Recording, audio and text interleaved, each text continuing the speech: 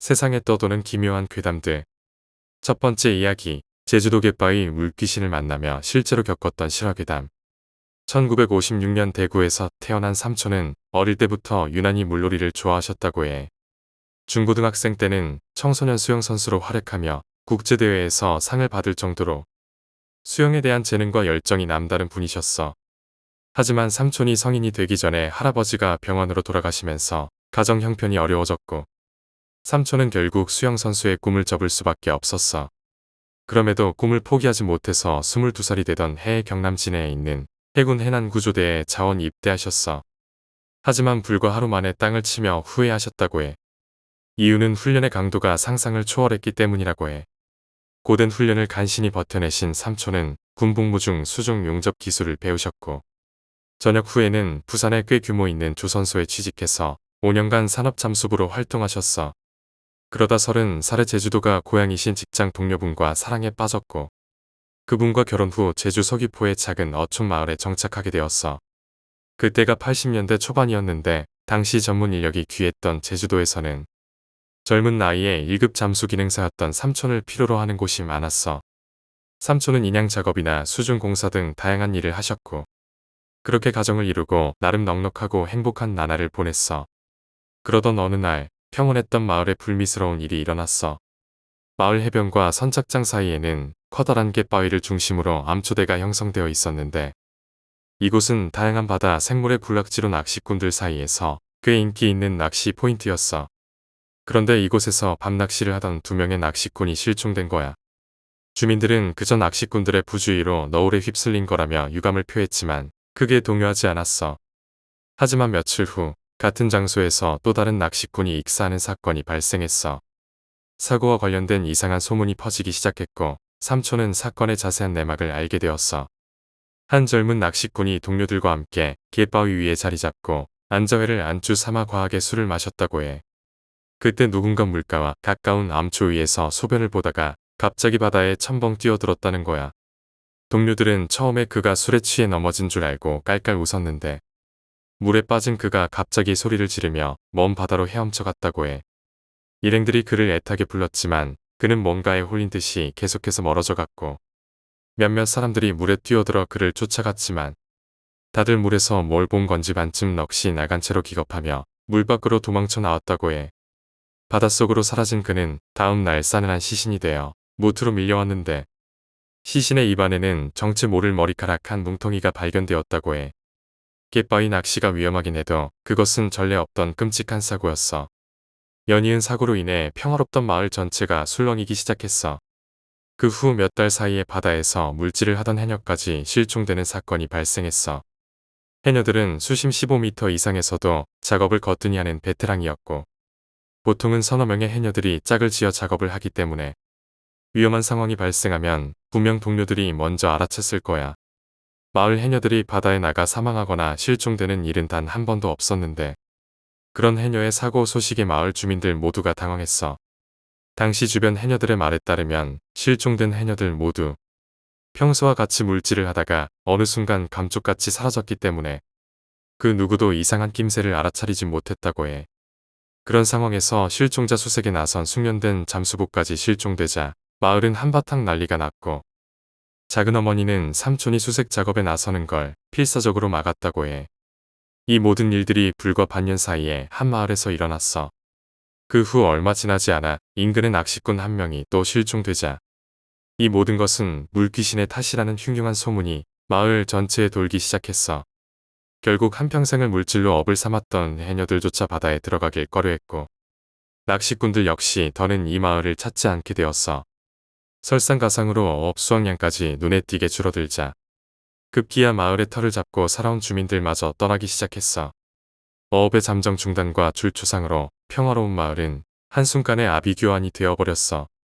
상황을 보다 못한 마을 어르신이 영험하다는 신방을 불러오셨다고 해.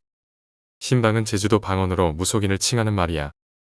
해가 저물어갈 무렵 긴 잿빛 머리를 뒤로 정갈하게 묶은 중년 여성 신방이 마을로 들어왔어.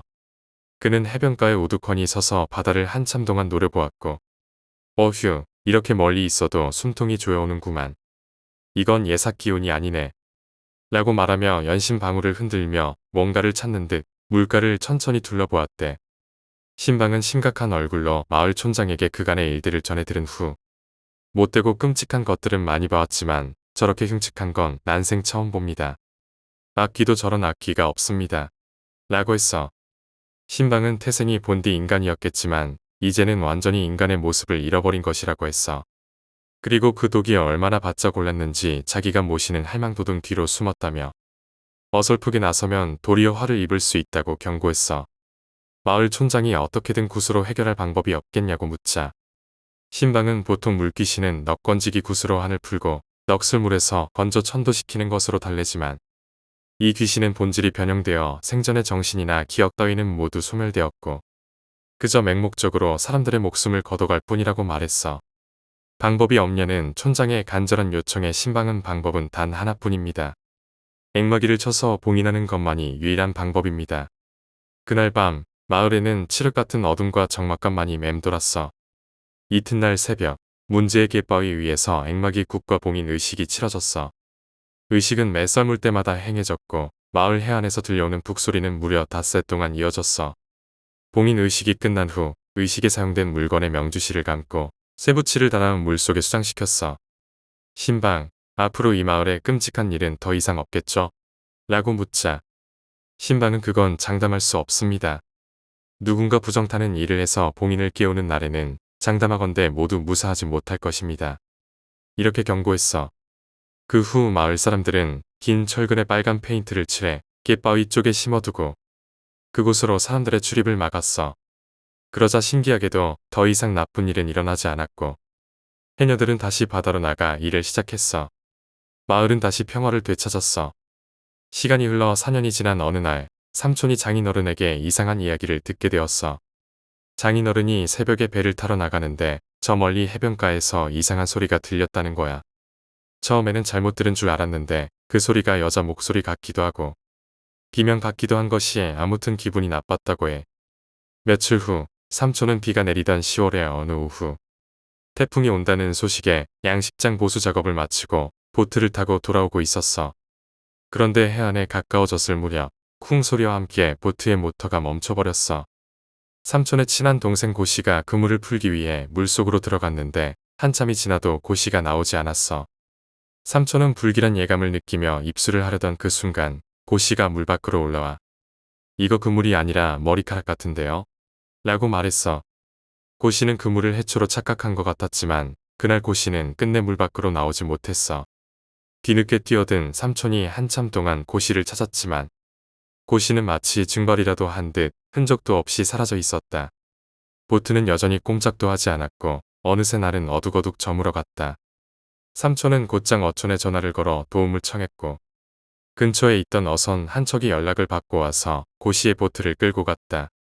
사라진 고씨를 찾기 위해 마을 사람들과 경찰 구조대 등 많은 사람들이 투입되었지만 태풍이 북상하면서 파도가 거세져 수색이 중단되었다.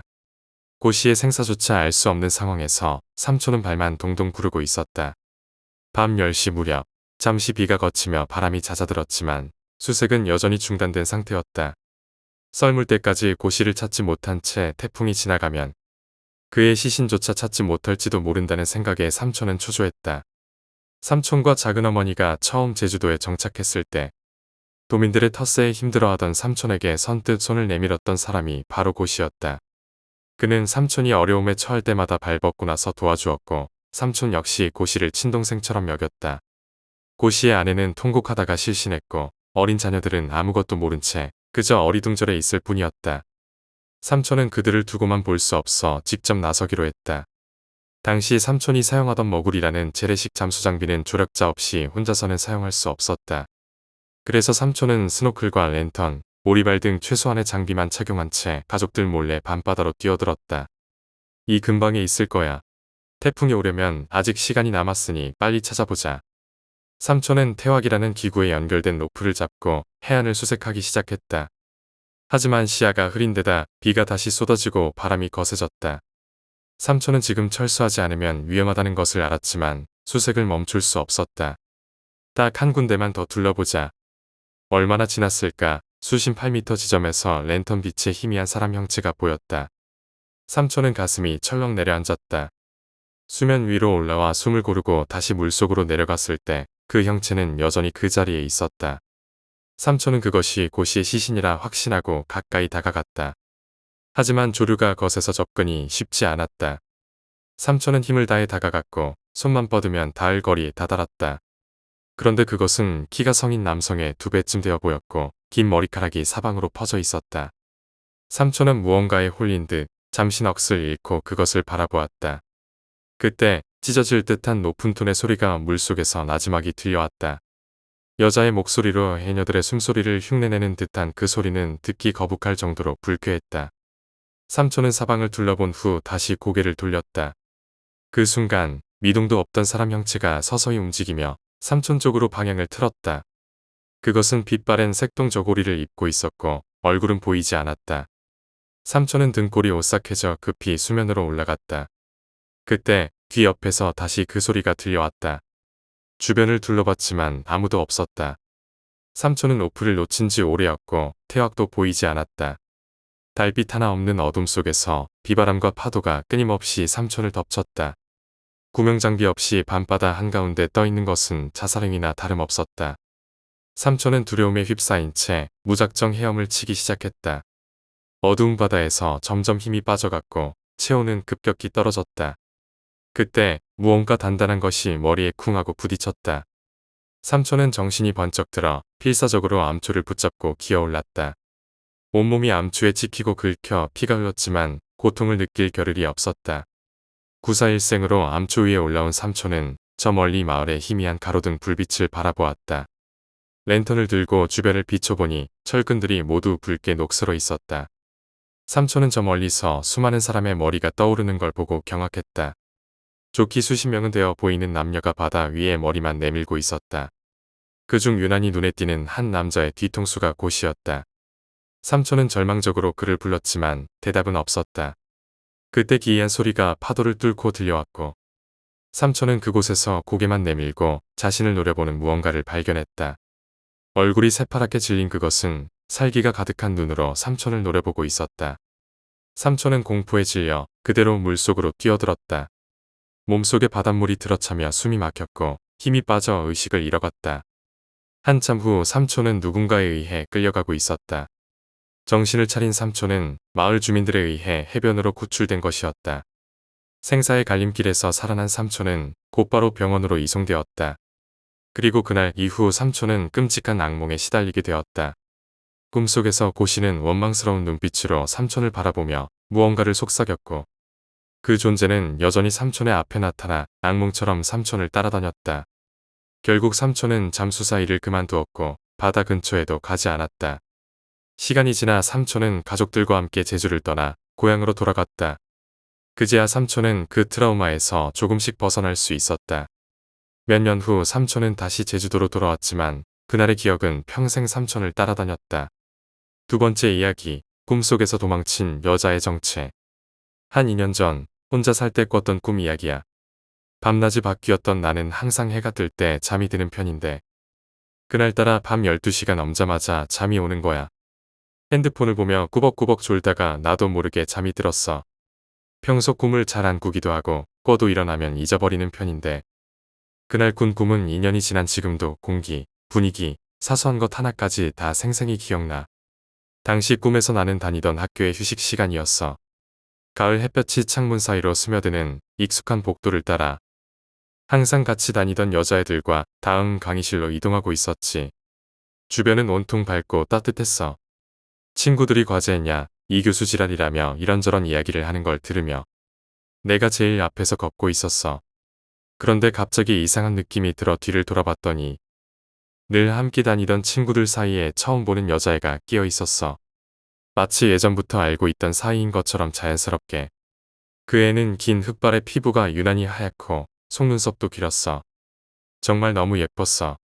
친구들 옆에서 걸으며 이야기를 듣고 가끔 싱긋 웃는데 그 웃음마저도 예뻐서 나도 모르게 그 애의 외모에 빠져들었어. 진짜 예쁘다. 생각하는 찰나에 그 애와 눈이 마주쳤어. 그 애가 나를 보고 다시 한번 방긋 웃는데 같은 여자인 내가 봐도 다리에 힘이 풀릴 것 같을 정도로 예뻤어. 그냥 멍하니 그의 얼굴만 쳐다봤어. 이 세상 사람이 아닌 것 같을 만큼 너무 예뻤거든. 그런데 갑자기 그 예쁜 얼굴이 일그러지기 시작하는 거야. 순식간에 입꼬리가 귀까지 찢어지면서 그 예쁜 얼굴이 한껏 일그러졌어. 경련하듯 몸을 떨더니 핏발이 선 충혈된 눈으로 나를 똑바로 쳐다보고 있었어. 너무 무서워서 심장이 터질 듯이 뛰고 몸에 힘이 빠져서 이대로 주저앉으면 그 애가 나한테 달려들 것만 같았어. 주변 친구들은 어느새 사라지고 나와 그 여자의 둘만 남은 복도는 마치 시공간이 멈춘 듯 했어. 아까까지만 해도 평범했던 복도가 습하고 무거운 공기로 가득 차 내 몸을 짓누르는 것 같았어.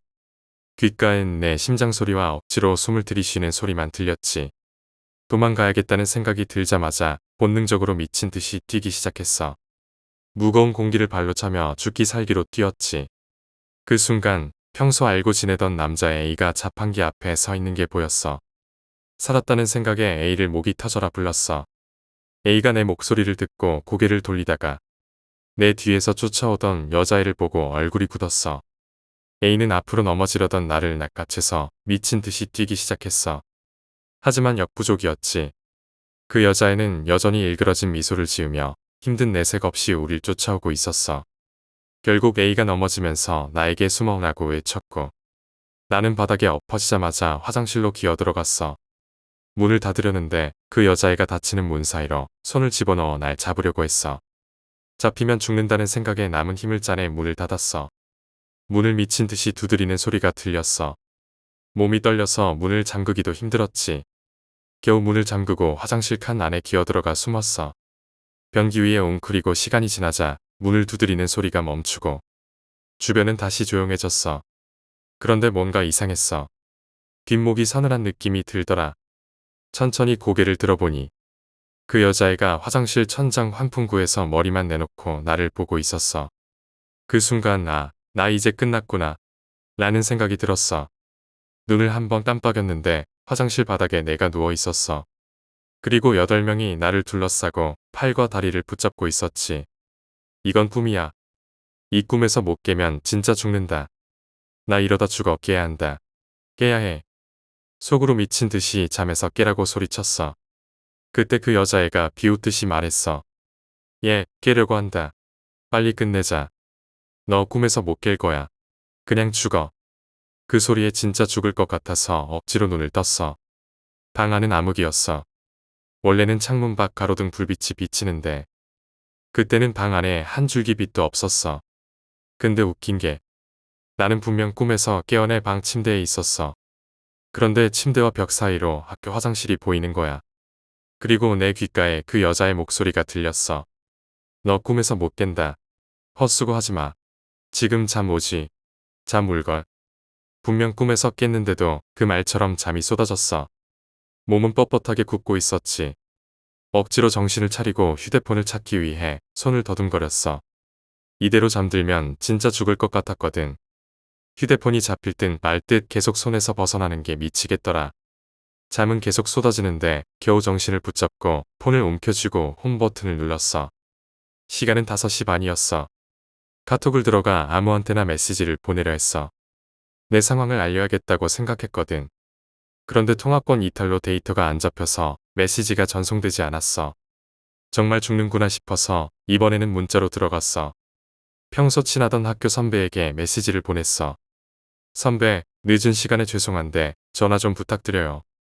전송 실패 메시지가 떴지만 미친 듯이 전송 버튼을 눌렀어. 보내지던 말던 그냥 계속 보내자며 마지막 발악을 했던 거야. 그 순간에도 그 여자의 목소리가 계속 들렸어. 잠은 쏟아지고 나는 진짜 죽을 것 같았어. 그때 학교 선배한테 전화가 왔어.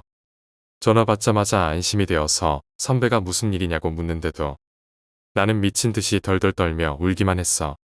한참을 울고 나니 그제서야 선배가 나에게 진정하라며 무슨 일인지 물어봤어. 내가 꿈에서 깨어났는데 방이 너무 어두워서 무섭다고 말했지. 그리고 가로등 불빛도 없어서 무섭다고 했어. 선배가 웃으면서 자기는 밤새 작업 중이었는데 내 문자를 보고 전화를 했다고 했어. 그리고 가위 눌린 거니까 방불을 켜보라고 했어. 그제서야 좀 민망하기도 하고 웃기기도 하더라. 방불을 켜고 다시 침대 끝에 앉았어. 전화해줘서 고맙다며 덕분에 진정됐다고 말하고 눈물을 닦으며 고개를 들었는데 시커먼 사람 형체가 빠르게 내 방 밖으로 나가는 거야. 내 꿈 이야기는 여기까지야. 아직도 난 내 방 밖으로 나간 그 형태가 뭔지 모르겠어. 세 번째 이야기, 제삿밥.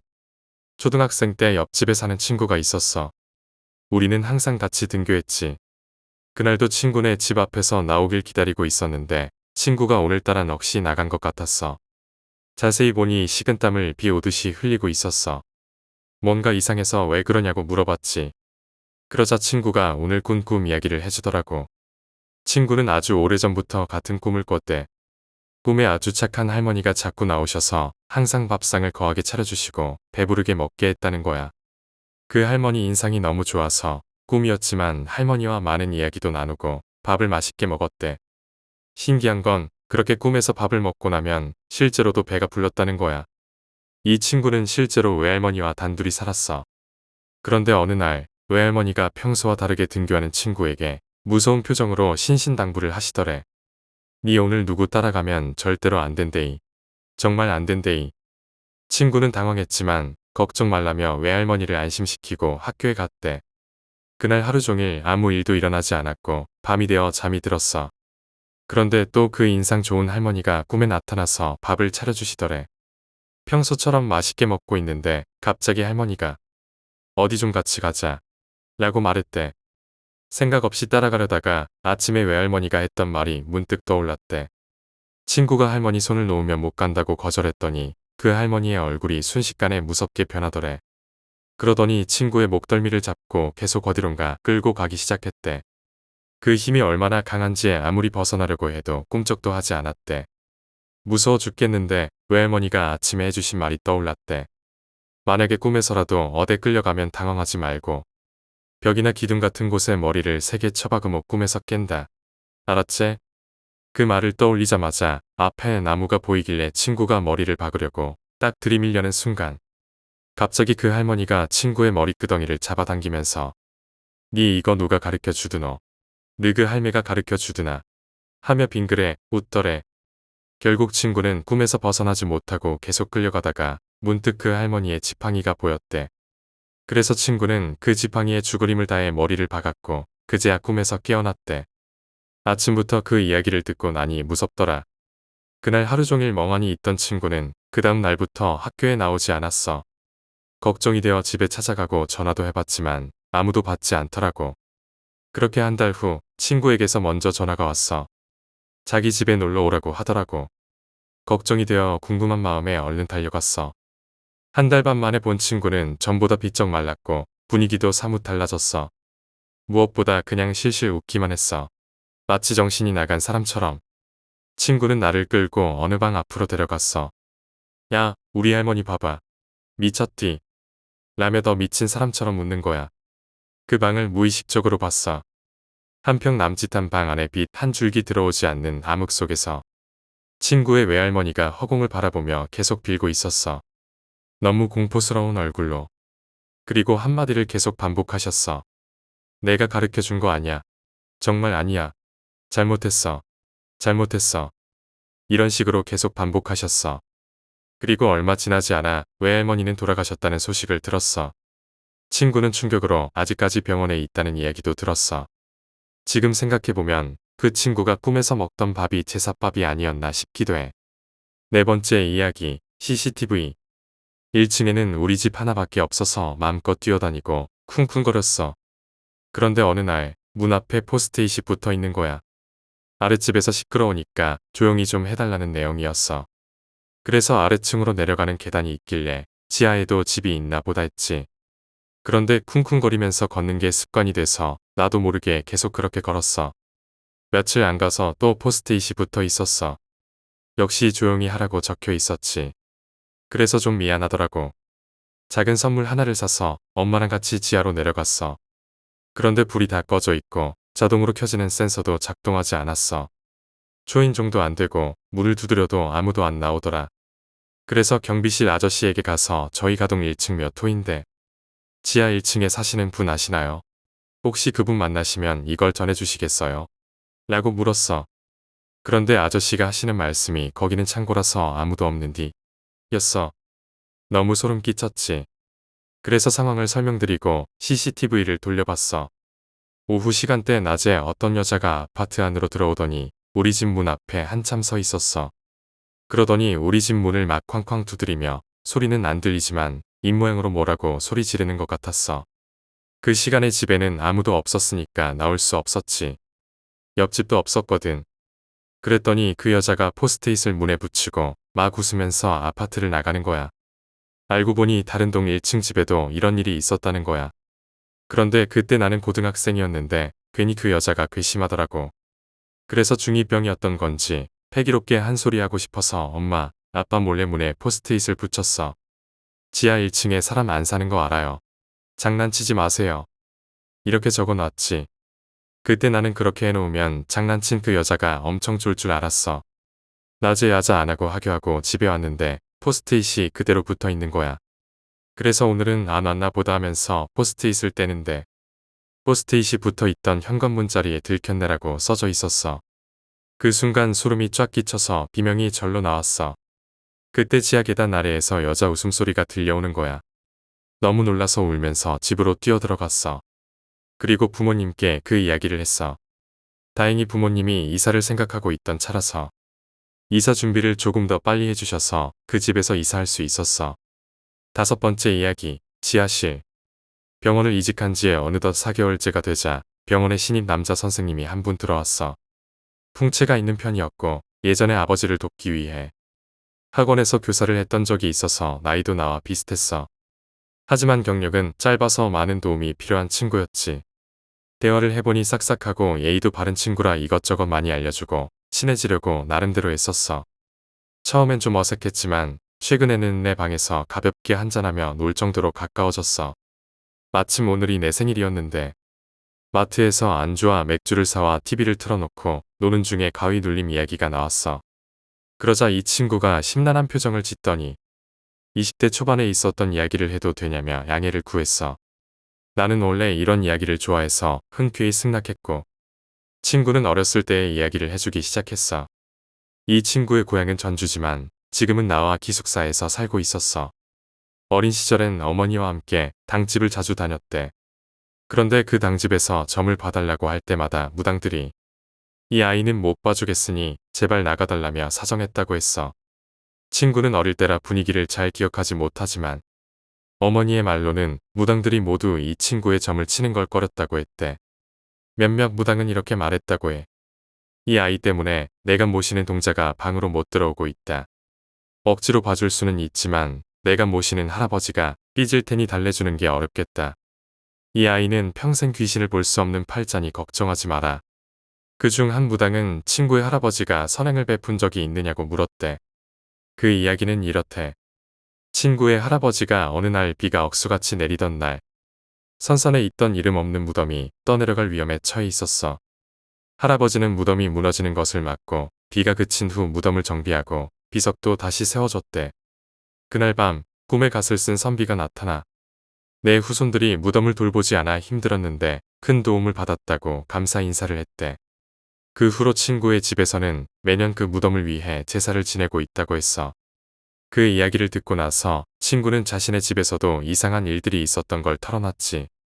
친구는 어릴 때 자기가 살던 아파트에서 이상한 기운을 느꼈대. 여동생이 혼자 있을 때 싸한 기운을 느꼈지만 친구가 집에 있을 때는 편안했대. 그리고 군대에서 있었던 일도 말해줬어.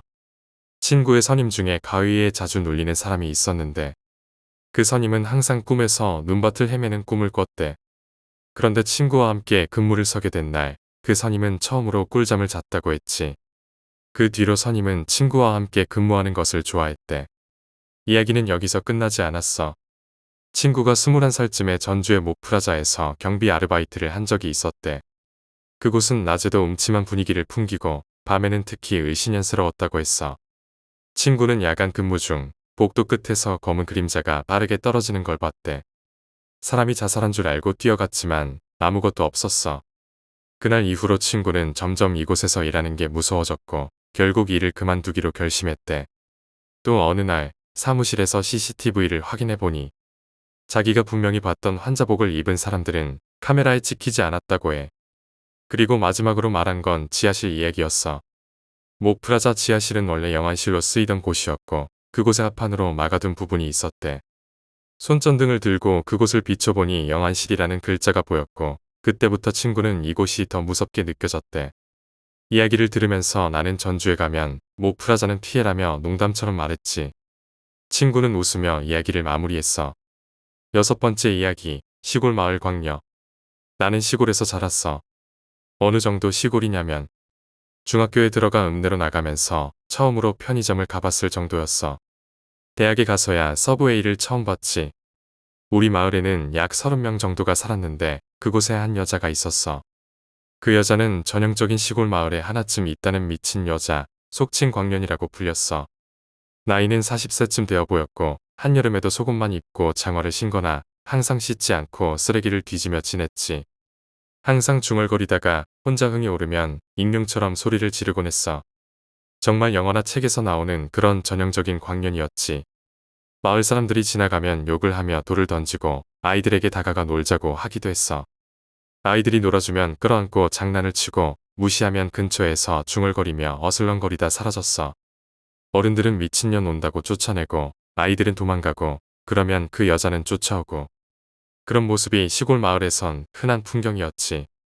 그런 평화로운 일상이 계속되던 어느 날 여름 내가 하교하던 중에 이상한 변화가 생겼어. 우리 시골 마을은 사람들이 적고 생활 패턴이 일정해서 마치 온라인 게임의 NPC처럼 그 시간, 그 장소에 항상 그 사람들이 있었어. 하지만 그날따라 처음 보는 사람이 마을에 보였어. 동네 어른들도 잘 보이지 않고 뭔가 이상하다는 느낌이 들어서 얼른 집에 들어갔지. 집에 도착하니 엄마, 아빠도 없었는데 그날 밤 10시쯤 돌아오셨어. 시골에서 저녁 10시는 거의 새벽 2시 같은 시간이라 나는 이미 자고 있었고 그날은 아무 이야기도 듣지 못했어. 다음 날 친구에게서 마을에 일어난 일을 들었어. 친구는 할머니에게 들은 이야기라고 했어. 그 당시 한 TV 프로그램이 유행했었는데 정신적 문제나 사회적 문제를 해결해주는 프로그램이었어. 그 방송팀이 우리 마을에 취재를 왔던 거야. 왜 왔나 싶었는데 그 여자를 취재하러 온 거였어. 몰랐는데 그 여자분의 어머니가 다른 지역에 살고 계셨더라고. 사연인즉 원래 이 마을에 살다가 서울로 이사 갔던 어머니가 서울에서 일을 하시다가 사기를 당하고 결국 딸을 데리고 고향으로 돌아오셨다는 거였어. 어릴 때부터 따님은 정신적으로 아팠다고 했어. 어머니와 딸이 살던 중 딸은 소녀가 되었고 몇 년 후 아빠 없는 아이를 임신하게 된 거야.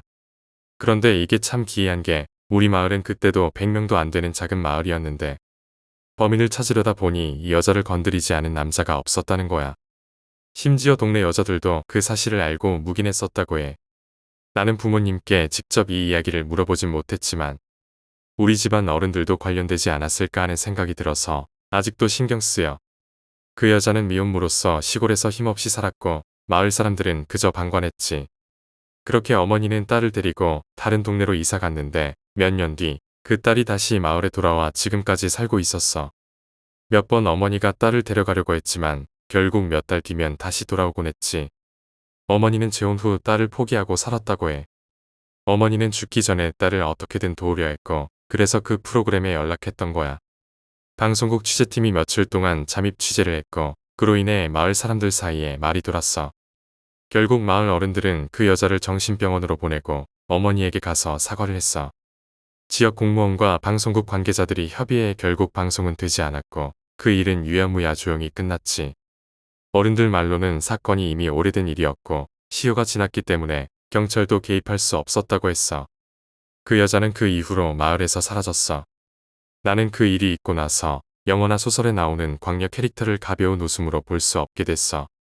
어린 시절에 봤던 그 여자가 떠오르면서 내가 10년 동안 그 여자를 비하하며 돌을 던지고 다가오지 말라고 화냈던 게 너무 미안하고 끔찍했어.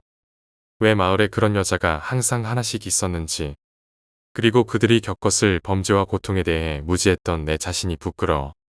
그 여자가 마을로 돌아온 뒤 과연 아무도 그녀를 다시 건드리지 않았을까 하는 의심도 들고, 지금은 도시에서 살아서 그런 일을 보지 않지만 소설이나 영화에서 그런 캐릭터가 나올 때마다 그 여자의 과거는 어땠을까? 주위 사람들은 무엇 했을까? 의심이 들어 마음이 싸늘해져. 7번째 이야기, 흉가가 된 무당 부부의 집. 내가 사는 군에는 정말 유명한 흉가가 하나 있어. 그 집은 산 중턱에 위치해 있는데 옆에는 우리 군에서 제일 처음 지은 아파트가 있고 오른쪽에는 도로 옆에 교회가 있어. 그 집은 예전에 무당 부부가 살았는데 그들은 벌전을 받아 죽었다고 알려져 있어. 무속인들은 함부로 남을 저주하거나 해하는 비방이나 굿, 방수를 쓰면 모시던 신이 노해서 벌을 준다고 하더라. 그렇게 벌을 받아 죽었는데 그 무당 부부는 근방에서 정말 용하기로 유명했어. 1970년대에는 TV에도 나올 정도로 유명했는데 그들은 재물에 눈이 멀어서 신도들에게 큰 값을 받고 남을 저주하는 부적이나 비방, 굿을 하기 시작했고 결국 벌전을 받게 된 거야. 부인인 무속인은 뒷산에서 돈 받고 퇴마의식을 하다가 마지막에 화전치기를 하던 중 옷에 불길이 붙어 그대로 타 죽었어. 정말 의문인 건 그 의식을 돕던 다른 보살들과 악사들이 여자가 불에 타고 있는데도 마치 홀인 것처럼 아무런 조치도 취하지 않았다는 거야. 정신을 차려보니 여자 무당은 이미 숫덩이가 되어 쓰러져 죽어 있었대. 부인이 벌을 받아 죽었으면 남편이 정신을 차려야 했는데 남편 무당도 재물에 눈이 멀어 계속해서 남을 저주하는 일을 했어. 그러다가 어느 날 신병에 온 사람에게 내림굿을 해주고 작두를 타던 중 그대로 뒤로 넘어져 뇌진탕으로 죽었다고 해. 그 이후에 그 집에 한 부부가 이사 왔어. 30대 부부였고 자식 2명을 데리고 왔는데 어느 날 그 집에 강도가 들었어. 아내는 2층 계단에서 눈에 칼이 꽂힌 채 발견됐고 남편은 부엌에서 목이 찔렸는지 입과 목에서 피가 나와 부엌이 피바다가 됐다고 해. 자식들은 2층 방에서 입에 양말이 물린 채 발견됐는데 경찰들은 질식사된 것 같다고 했어. 이런 끔찍한 일이 벌어졌지만 동네 사람들은 집값이 떨어질까봐 쉬쉬하면서 지냈어. 그 후 그 집을 철거하고 건설회사가 아파트를 짓는다고 발표했어. 그런데 그 집을 밀려고 할 때마다 사고가 터지고 인부들이 죽어나갔어. 그래서 결국 그 집만 빼고 그 주변에 아파트를 지었대. 그 뒤 2년 정도 빈집으로 있다가 또 한 부부가 이사 왔어. 이번에는 40대 부부였고 70대 할아버지를 모시고 살았어. 그리고 고등학생 아들이 있었지. 그런데 어느 날부터 할아버지가 이상해지기 시작했어. 갑자기 며느리의 블라우스를 입고 동네를 돌아다니거나 손주의 교복을 입고 돌아다니기 시작한 거야. 사람들은 할아버지가 노망이 났다고 수군댔어. 그뿐만 아니라 그 부부도 이유 없이 매일같이 싸우기 시작했어. 평소에 금슬 좋던 부부가 매일 머리끄댕이를 잡고 물건을 던지며 싸웠대. 심지어 아들도 이상해졌어. 전교 1등을 하던 모범생이 갑자기 학교에서 실실 웃으며 이상한 행동을 했대. 책상에 머리를 박고 여자 화장실에 숨어 여자애들을 놀래키거나 학교 창고에서 죽은 쥐 시체를 가지고 와서 교복 상의를 이용해 아기처럼 다루곤 했어. 동네에서는 저 죽은 무당 부부가 저주를 내린 게 아니냐는 말이 돌기 시작했어. 정상이었던 가족들이 그 집에 이사 오고 나서 다 이상해졌어. 상식적으로 그 집에 문제가 있다는 결론이 나온 거지. 보다 못한 마을 부녀회장이 그 집 부인에게 집에 어떤 일이 있었는지 알려주고 무속인이라도 불러서 굿이라도 하라고 했지만 그 부부는 타 종교를 믿고 있었기에 완전히 무시했어. 그로부터 2주 뒤 추석에 그 집 남편이 아내, 아들, 그리고 아버지를 모두 살해하고 자신은 뒷산에 가서 목을 매달고 자살했대. 공교롭게도 그 남편이 죽은 곳은 20년 전에 여자 무당이 굿하다가 불타 죽은 바로 그 장소였어. 마을 노인들은 무당 부부의 저주라고 확신했어. 그 뒤 그 집은 아예 사람이 살지 않게 되었지. 그런데 이상한 일이 생겼어. 동네 사람들이 하나둘 죽어 나가기 시작한 거야. 처음엔 연세가 많으신 어르신들이 돌아가셔서 대수롭지 않게 넘어갔지만 이어서 젊은 사람들까지 계속 죽어 나간 거야. 내가 어릴 때 기억으로는 2주에 1명씩 죽어 나갔어. 보다 못한 마을 이장이 이러다가는 다 죽겠다고 무속인을 불러서 구슬했어. 구슬하는 도중 무속인이 갑자기 까무러치더니 이 집은 우리 집이야. 절대 아무도 못 들어와. 이 집에 손대는 자들은 씨를 다 멸할 것이야. 라고 외치고는 피 한 바가지를 토하더니 그대로 쓰러졌어. 정신을 차린 무속인은 그 길로 나는 이걸 해결 못한다며 도망가버렸어. 이 이야기를 들은 만신인 우리 친척 할머니는 벌전을 받은 무당 부부가 내린 저주라며 그 동네는 우리 가족이 절대 가지 말라고 했어. 무속인이 굿을 한 뒤로 마을에서 줄초상은 멈췄지만 30년이 지난 지금도 그 집은 흉가처럼 그대로 있어. 군청에서 그 집을 밀려고 용역업체를 고용했지만 그때마다 기사가 사고로 죽거나 담당 공무원이 변을 당하는 등 안 좋은 일만 생겨서 아직도 흉가로 남아있어.